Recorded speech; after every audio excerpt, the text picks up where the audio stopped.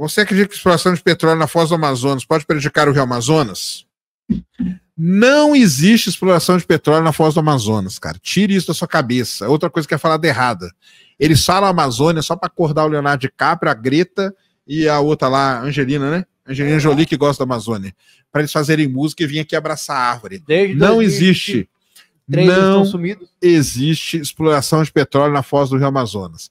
A exploração de petróleo é na margem equatorial e o local onde eles querem explorar petróleo fica mais ou menos 500 quilômetros da foz do Rio Amazonas.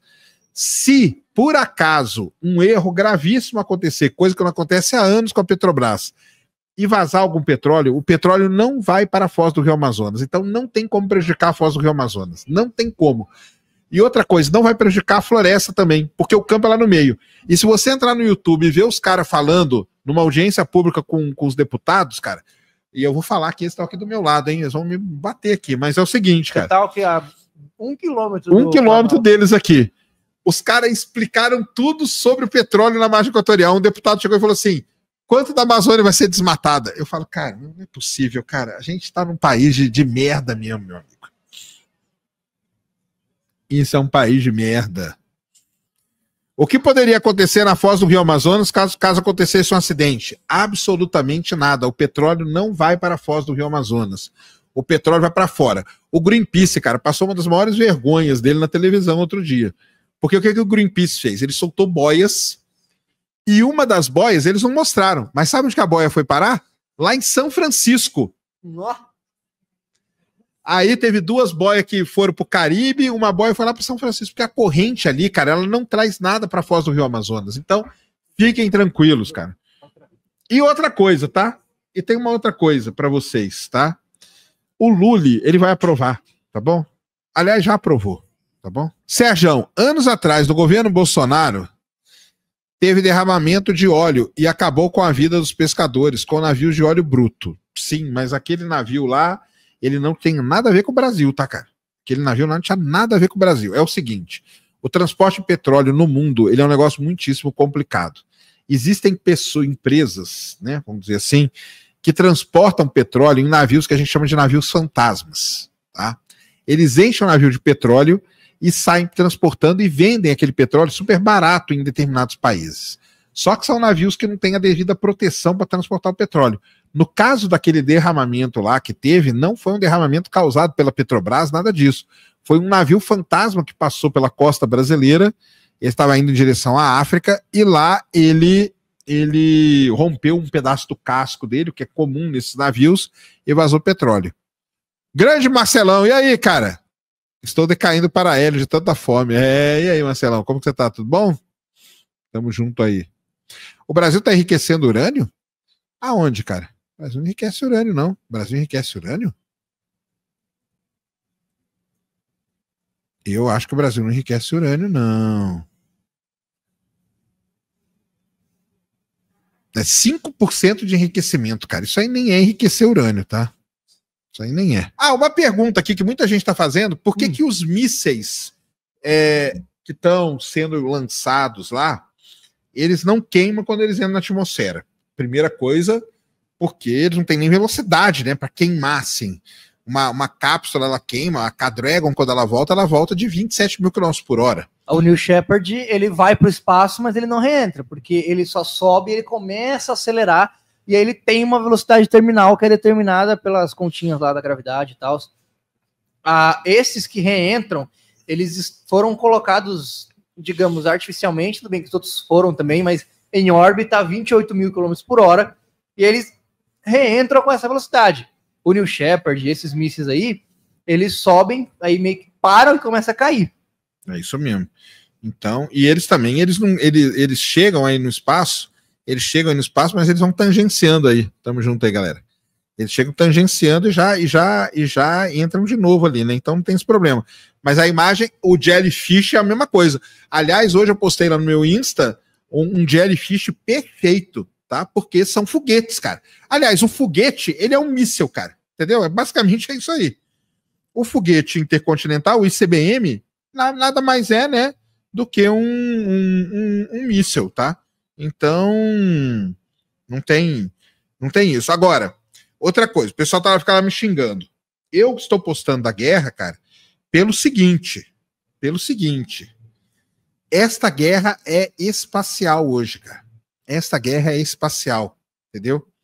Não tem como, essa guerra, ela é espacial. E a guerra hoje que ela é feita baseada em GPS, né? Então já começa por aí, entendeu? Os drones, eles andam guiados a GPS, tanto que o grande lance que acontece, principalmente na Rússia e na Ucrânia, são os jammings, né? São tipo vírus que você manda no sinal de GPS para deixar os drones atordoados, entendeu?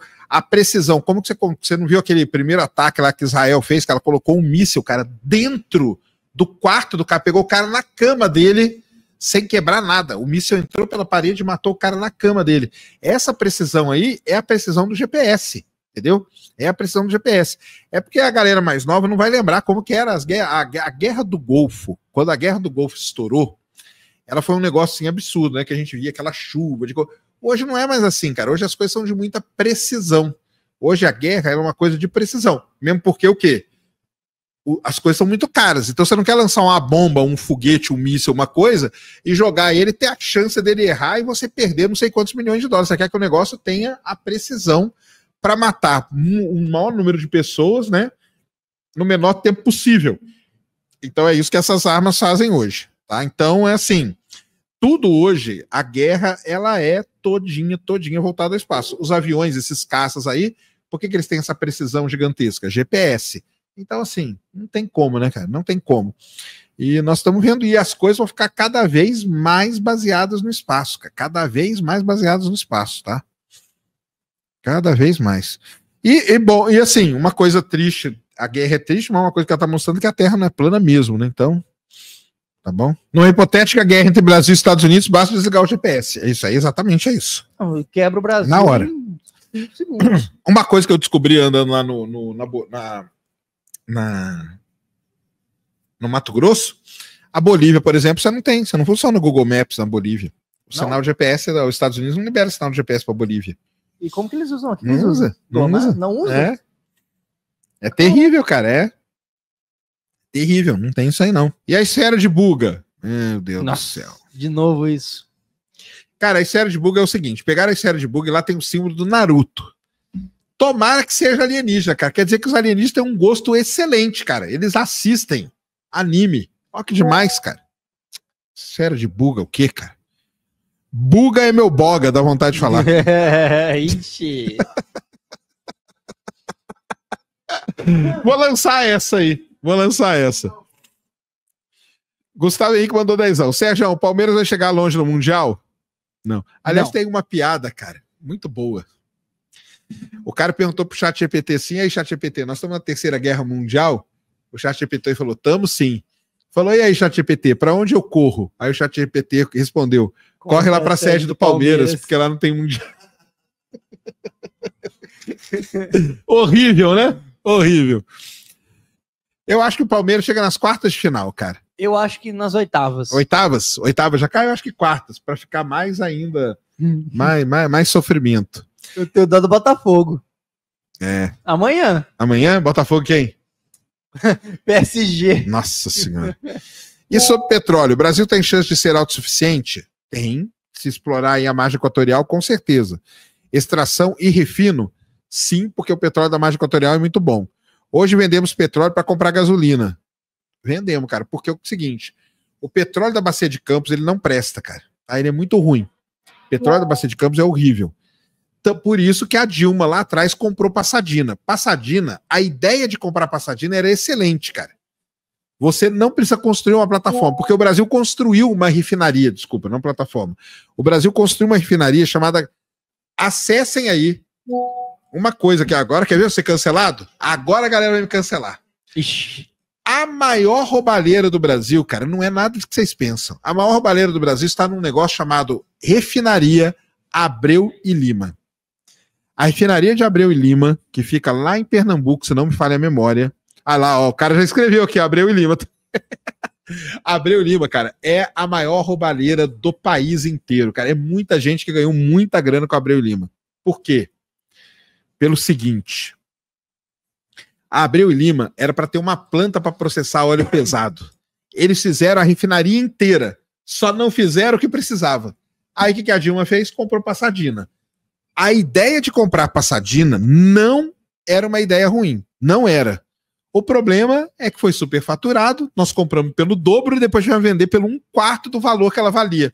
Então esse foi o problema. Agora, pesquisem Abreu e Lima. Vocês vão ver o que é roubo. Você acha que tem roubo? Você não tem ideia, meu. Quer um outro roubo? Alcântara Cyclone Space. Baita de um roubo também, gigantesco, só que esse é até menos conhecido do que as refinarias. A galera fala até menos disso. Mas aí já foi assinado, né? Já foi. Já, então, mas Abreu e Lima continua. Ó, porque olha aí, continua? Ó. Continua. Vão refazer parte da Abreu e Lima com quem? Com Odebrecht, Queiroz Galvão, Andrade Gutierrez e tudo de novo, cara. Abreu e Lima continua. Esse que é o problema. A Ciclone, com certeza. A Ciclone é um roubo danado. Mas ela, pelo menos... Acabou. Né? Aí tem o INSS também, mas a gente não pode falar porque os caras vai 1 quilômetro daqui, 1 quilômetro daqui, né? Porta, ó, censura aí, ó. Sérgio, como seria possível produzir oxigênio em escala para que uma quantidade de homens sobrevivesse em Marte? É pegar o MOX, o equipamento que o Perseverance levou e funcionou, e levar lá em escala grande. O que esse equipamento faz? Ele respira o CO2 da atmosfera marciana, quebra o CO2 dentro, produz oxigênio. Simples assim, fácil, rápido e tranquilo, e deu certo. Tá? E deu certo. Daqui a pouco os caras começam a me mandar mensagem. Você não sabe nada de Abreu e Lima. E o pior que eu sei, hein? Eu já estive lá, hein? Visitei Abreu e Lima. Informações reveladoras. Abreu e Lima é terrível, cara. Quando vem aqui em Macapá, precisamos, né, cara? Pô, eu precisava era em Oiapoque aí. Se alguém tiver uma graninha pra me emprestar, eu juro que nos próximos 10 anos eu pago. Tá? Você sem aí, correção monetária. Eu vou falar mais, hein? Eu vou falar mais. Quer que eu fale uma coisa? Eu conheço gente que tem ido pra lá e comprado terra. E falou que tá barato pra caramba mesmo, por enquanto, tá? Porque o Oiapoque vai virar a grande VDE, por causa que é o futuro do petróleo no Brasil. É isso mesmo, tá? O Glow Shop mandou a seguinte pergunta. Lá vem. Como uma moça com graduação incompleta, sem mestrado e doutorado, foi selecionada? Foi selecionada? Explica aí. O Henrique, galera. Henrique, ele fez um belíssimo de uma como chama lá? Thread. No X. Mini dossiê, né? Explicando todo o caso aí, porque não sabe, estamos falando do caso da Laísa lá, a suposta, ela não é não, né? Astronauta lá, entendeu? O Pedrão Palota fez um vídeo maravilhoso no Space Orbit, o Henrique fez essa thread aí, grandona lá no X, entendeu? E os caras começaram a copiar todas as coisas dele e nem deram valor. Então, ó, quem aí tá copiando o que o Pedrão fez, o que o Henrique fez, pelo menos dá o crédito pros caras, entendeu? Porque quem escreveu errado também. Que a menina está errada. Só que teve veículos de jornalismo que pioraram a história dela, cara. Aquele negócio que a gente tava falando, o negócio da NASA lá, teve gente ela não escreveu, mas teve jornal que escreveu que ela foi selecionada pela NASA. E aí como os caras não entendem, eles não sabem que pode ter uma empresa, que uma empresa é diferente de uma agência, que uma agência é uma outra coisa. Aí bagunçou tudo e piorou muito a história dela. Essa Laísa é o seguinte, cara, eu já conversei com ela uns 3, 4 anos atrás. Ela é a menina aí, existe uma turma aí que quer ser astronauta, beleza, pode querer ser ainda, não tem problema nenhum. Astronauta é quando passa dos 100 km de altura, não tem como você ser astronauta antes, tá?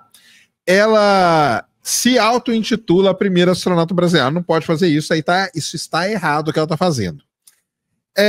Outras coisas. Já falei, se ela tivesse falado só assim, ó, pessoal, fui selecionada pela Titans para ser candidata a astronauta pela empresa. Meu voo está programado para 2029.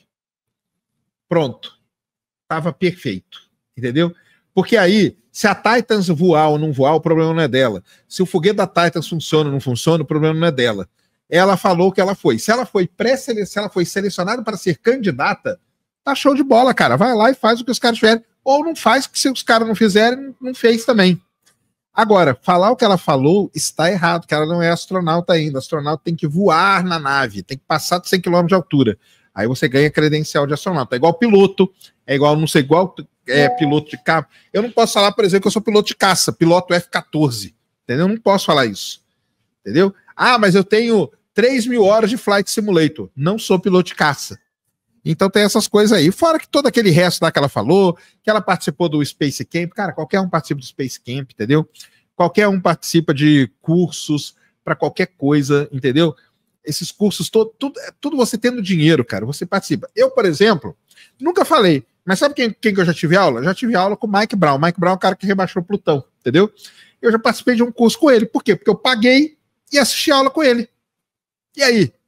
Então, não tem nada em especial nisso, não tem nada assim fora do comum com isso, entendeu? E ela lembra muito, infelizmente, aquela menina lá, a Bel Pace, né, que enganou um monte de gente, né? Mas vamos ver o que vai acontecer. Eu acho que ela ganhou lá o que ela queria, que era esse tempo aí de imprensa, principalmente, né? De imprensa, principalmente, que ela apareceu até no Domingo Espetacular, né? E exatamente, é a mesma coisa da galera que fala de Alcântara. Só faltava, cara, para completar essa história. Aí ia ser demais. Aí, ó, Laísa, você perdeu a chance de lacrar bonito. Porque eu ia falar assim, fui selecionado pela Titans e o lançamento é em 2029 de Alcântara, meu amigo. Aí ela ia... Mas eu quero ver um avião de 100% 5. Nem cabe em Alcântara. Não, onde que vai decolar isso aí? Porque ele decola na horizontal, não é na vertical igual um foguete. Eu acho que vai decolar lá do negócio. Então vai decolar aí. de Ratanabá. Aí sim, né? Aí sim. Cara, se ela falasse isso, aí ia ser demais. A menina tá sofrendo também, cara. Mas também o problema é dela, é culpa dela, porque ela falou as besteiras que ela falou, mal assessorada. Né? Mal assessorada, não posso fazer nada, não tem culpa.